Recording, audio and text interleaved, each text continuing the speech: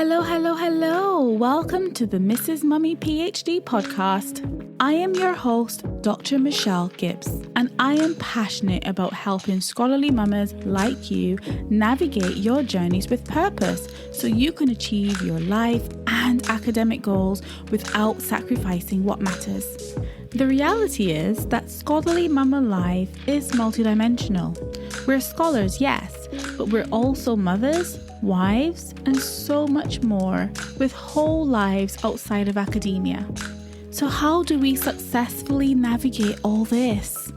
Well, first, we need the space to embrace this unique blend. Only then can we begin the important work of becoming purposefully whole. And part of my own purposeful work is to create a space for us as scholarly mamas to grow, to reflect, and to become everything that we were meant to be. So, mama, are you in?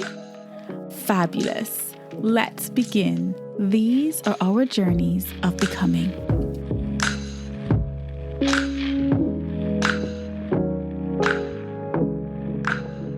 Hey mamas, welcome back to the podcast. I am so grateful that you've chosen to tune in today. And today I want to talk about self-love because, we hear a lot about the importance of self-love, especially when we're juggling the demands of PhD life and real life as scholarly mamas, right? But have you ever thought of self-love as a revolutionary success strategy? Have you ever thought about it as a strategy for success? So this is what I want to focus on today because, it's February at the time of recording this. And I know that when people think of February with all of the Valentine's Day celebrations and everything, they think of love. For many, it's the season of love, right? But for me personally, love is an everyday decision, not just a holiday once a year.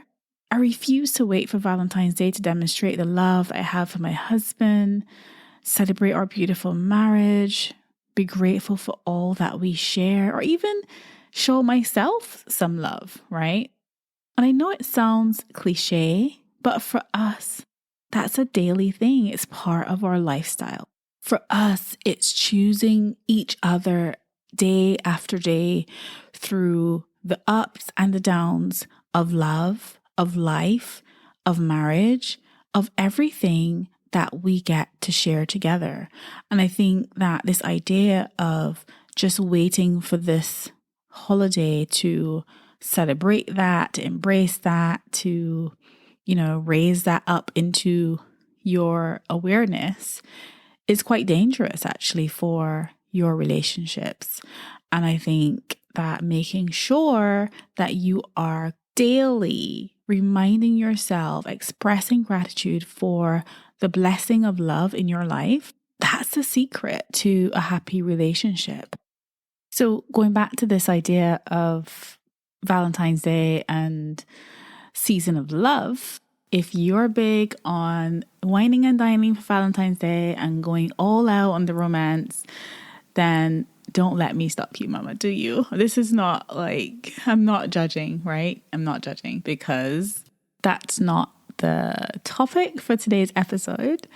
If you want to know more about how you can thrive in your marriage or relationships, then you can check out the other episode, which I actually did with my husband on that. But for today's episode, I digress. I just mentioned Valentine's Day and this idea of a season of love to bring a little bit of context to this episode. So now let's talk about how self-love helps you to achieve purposeful success. So as I thought more and more about this idea of self-love and the season of love, my mind wandered onto this idea, which I got from Greg McKeown's book, Essentialism, of protecting the asset and how important it is to fill your own cup as a mama on a PhD or doctoral journey. And this is not just so that you can pour into the cups of others, although, yes, that is a part of this journey as a mama wearing many hats, right? But really, that self-love is a key strategic move if you want to be successful on your journey of PhD motherhood. And I refer to this as achieving purposeful success. You see, all success is not created equal. I personally believe in the power of pursuing purposeful success. Purposeful success is success on your terms. It's success defined by you with intention and success that aligns with your values as a mama. Purposeful success is success without sacrificing what truly matters to you. Now, if you've watched my PhD with Purpose Maminar, you would have heard me talk about this and the importance of filling your own cups so that you're not left depleted and fast-tracked to what I call the valley of disillusionment and overwhelm. And this is where I also break down the 4 simple steps to achieving purposeful success. You see, self-love is absolutely central to that. But why is it so hard for us as scholarly mamas to prioritize self-love? You see, often we don't think of self-love as a strategy for success. It feels self-indulgent, it feels intemperate. But for me, self-love is a gift. It's a mindset. It's a revolutionary strategy for success. So if you don't take anything else away from this episode, I want you to know that self-love is one of the most underestimated strategies for achieving purposeful success. Now, this is not the only strategy that we teach inside our Scholarly Mamas Collective. There are, of course, others, but self-love is absolutely one of them. I didn't always have this perspective though. Over the years of my own scholarly mama life, I've grown so much in this area, especially in the last couple of years. With intention and focus, I've prioritized my personal development and growth. And crucially, I've realized that there was no way that I could talk about personal development and growth without starting with me. However, as I said, this wasn't always my focus as a scholarly mama, but I knew that I had to find a way of navigating the juggle struggle without sacrificing what really truly mattered to me. And I found a way to do my PhD well without sacrificing the important stuff. And that included myself. That included me. You see, here's the thing, mama. Your PhD is you. But you are not your PhD.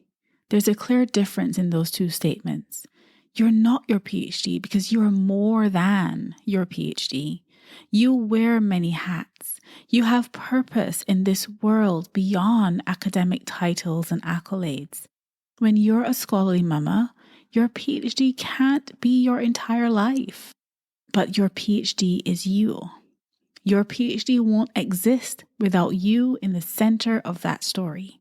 You are not following a defined preset curriculum. You are the driver of this journey. You've got supervisors and or advisors to guide you along the way, but you are the driver of this journey. You are the innovator. You are the creator. You are the brains and brawn behind everything that you are doing on this journey. You're learning, you're growing, and you are contributing to the body of knowledge in your particular field. You, mama, are in the driver's seat. Your PhD is you.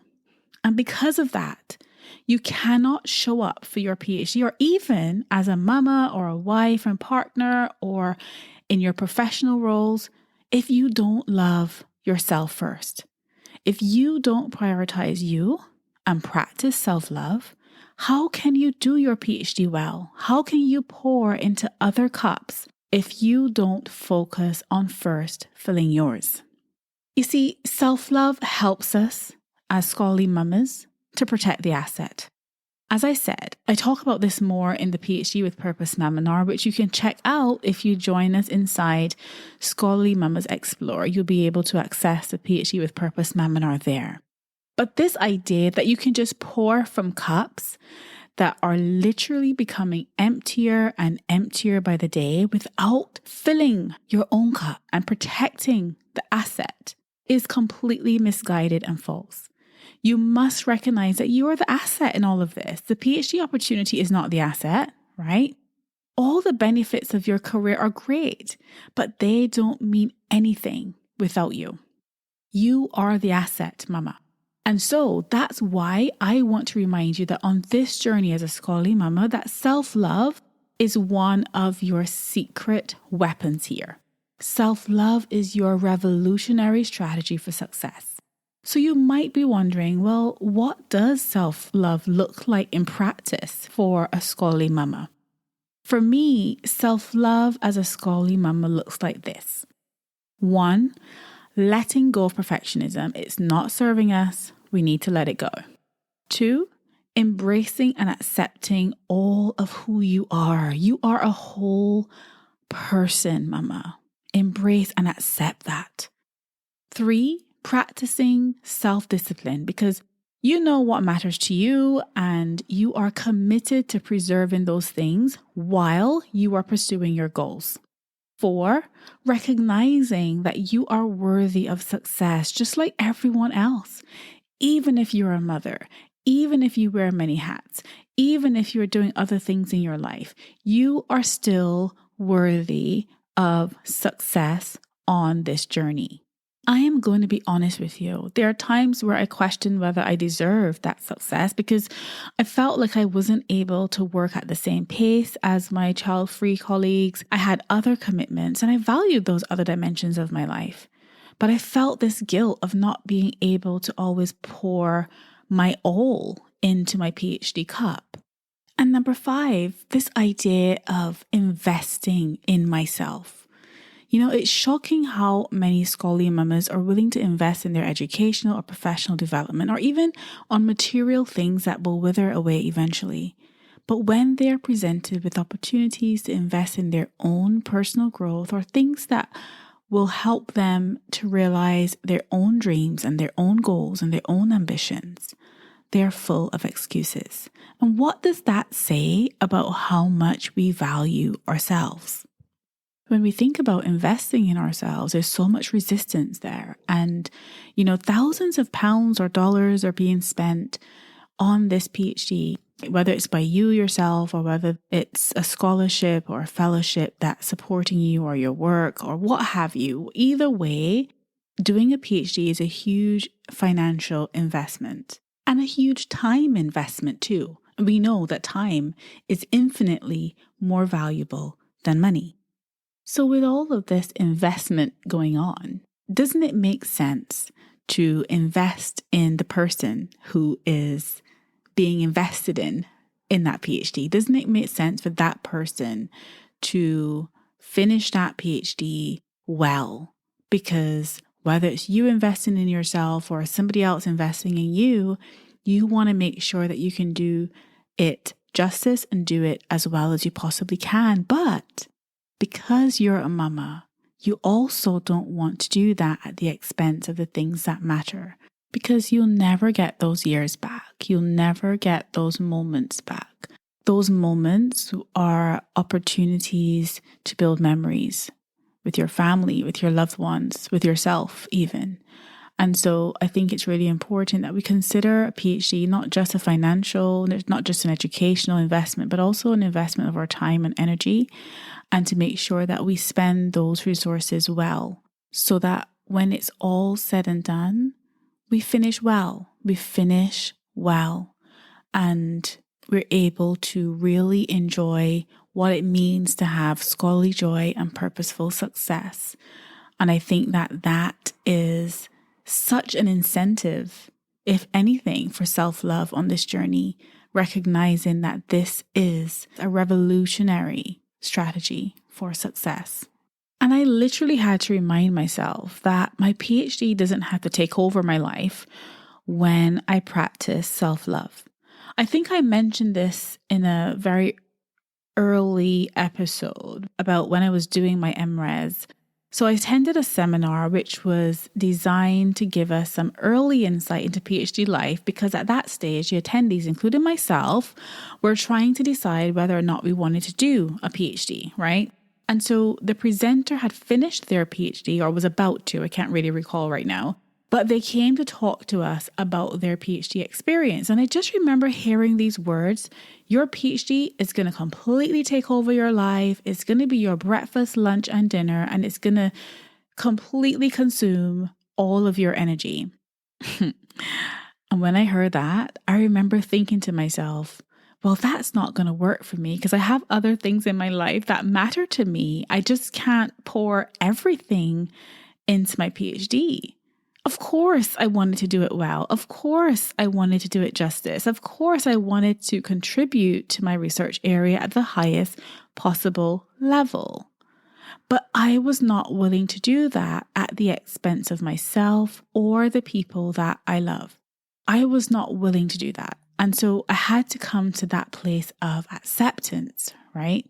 And I think that day I promised myself that if I did decide to embark on a PhD journey, knowing that I would be doing it as a mama, that I would not do it at the expense of the things that truly mattered to me. Because here's the thing, mama, you are worthy of success. Believe me, there were times in my PhD journey that I slipped into the overachiever mindset of, oh, I've got to do more. I've got to work harder. I've got to push myself to keep up with everyone else. I felt that pressure. And I had to remind myself, no, Michelle, no, you are enough. You are doing this thing the purposeful way. You are doing your best, and you are worthy of the same success that everybody else has access to. Even if you're a mother, even if you're a wife, even if you're not pouring all of your soul into your PhD, even if those things are true, you still deserve the success. You are still worthy of the success. And that had to come from a place of valuing myself, loving myself, and believing in myself. It had to come from a place of self-love. I had to get rid of all of those unrealistic expectations that told me that I had to do the most to be even deserving of success. The lies that I had to do more than what was within my capacity to actually achieve the success that I wanted. So here's the thing. What I realized was that I needed to lower my expectations. I needed to get rid of those expectations. Those false beliefs had to go. And I lowered my expectations so that I did not constantly feel guilty or like I wasn't keeping up or doing enough. So I lowered my expectations. And actually, what ended up happening was that I exceeded those. I exceeded those expectations. But I exceeded them because they were low in the first place. They weren't ridiculously unachievable expectations, and they certainly were not the expectations of other people. I set my own goals, my own standards for what I wanted to achieve, and I made sure that they were achievable and they were not ridiculous. And guess what? That allowed me to exceed them. The other thing I wanted to mention in relation to self-love being a revolutionary success strategy is this idea of embracing our own evolution. So the growth that we experience on this journey, we seem to think that the person that we were at the beginning of the PhD motherhood journey, that we should be the same person throughout or even by the end of it. This thinking is not only unrealistic, but it leads us to navigate the juggle struggle with a fixed mindset. It does not take account of the fact that you're a human being, that you're growing, that you're having experiences, that you're learning, you're developing, you're evolving, you're healing. So why would you expect that you should be the same person you were at the beginning? It makes no sense. Why not give yourself the grace to grow, to develop, and to become the best version of yourself? Why not gift yourself the gift of self-love? So how could we use self-love as a revolutionary success strategy as scholarly mamas? I want to share 3 things to help you practice more self-love. So here are the 3 things that you can do to deepen your self-love practice or journey, right? Okay. First one is to deepen your connection with yourself.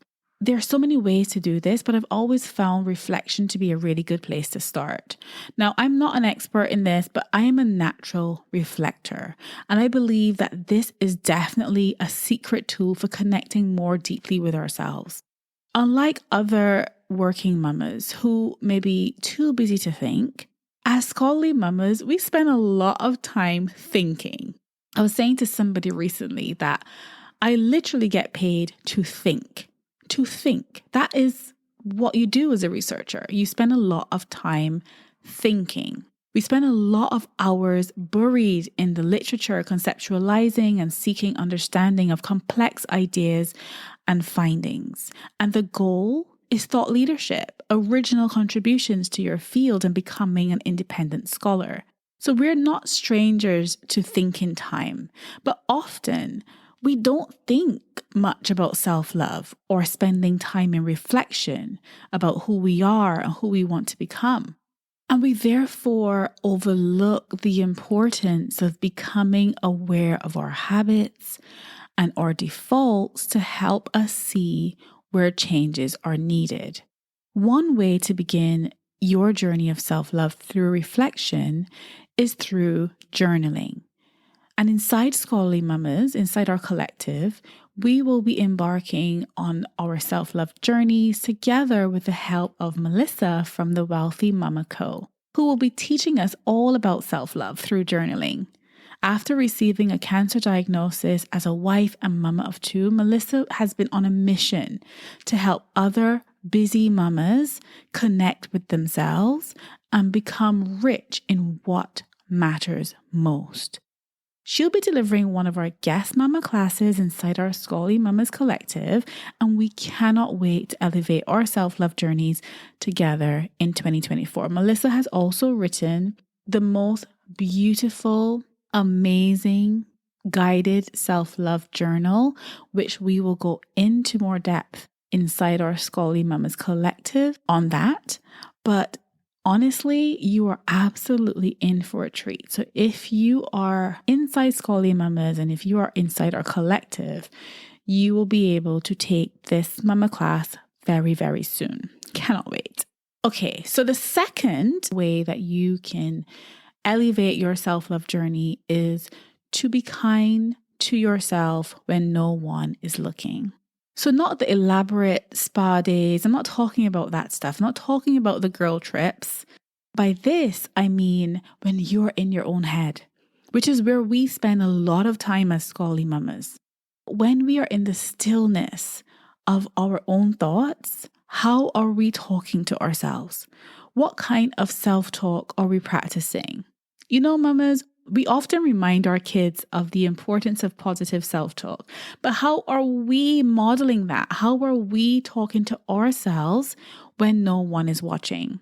Are we consistently building ourselves up, or are we constantly tearing ourselves down?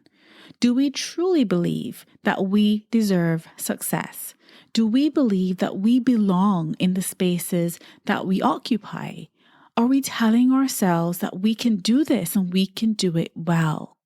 This too is self-love. By practicing self-compassion in your thinking, you set yourself up for success because you are more likely to approach the challenges on this Scholarly Mama journey with grace and confidence. You'll see those challenges and you'll believe that you can conquer them. You will believe that they are conquerable. And on top of that, you'll begin to see the possibilities rather than the barriers when you encounter the roadblocks. You will gracefully let go of perfectionism, reframe failure, and go on to achieve purposeful success, celebrating your wins, no matter how small they are, and affirming yourself will become your daily practice. This is how you use self-love as a revolutionary success strategy. Okay, and the third way that you can begin practicing self-love to achieve the success that you desire is to embrace your personal growth. You don't have to take this kind of rigid, inflexible approach to your Scholarly Mama journey. Let go of this false notion that you have to remain the same person. Mama, this thinking is stunting your growth. Let those tensions that you experience between who you were and who you want to be, let those fuel your personal development. Let those be a catalyst for change. You cannot become who you want to be if you are not willing to embrace change, to change your perspectives on certain things, and to embrace growth.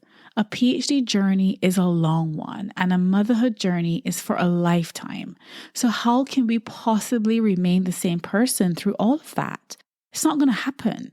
You are allowed to evolve. Yes, mama, you are allowed to grow. You are allowed to become the purposeful, scholarly mama that you desire to be. So embrace that. One of the things that helped me with this idea of embracing change was reframing quit encounters into choice experiences. Sometimes we have to quit things that are no longer for us. And this is part of growth and also taking risks, because growth does not happen inside your comfort zone, right? So I won't get into all of this here as I talk about this extensively in my PhD with Purpose Maminar, but I remember feeling so guilty about the thought of walking away from certain paths. And now when I reflect on those, I realize that they were actually life-defining moments that have shaped my path in such beautiful and purposeful ways.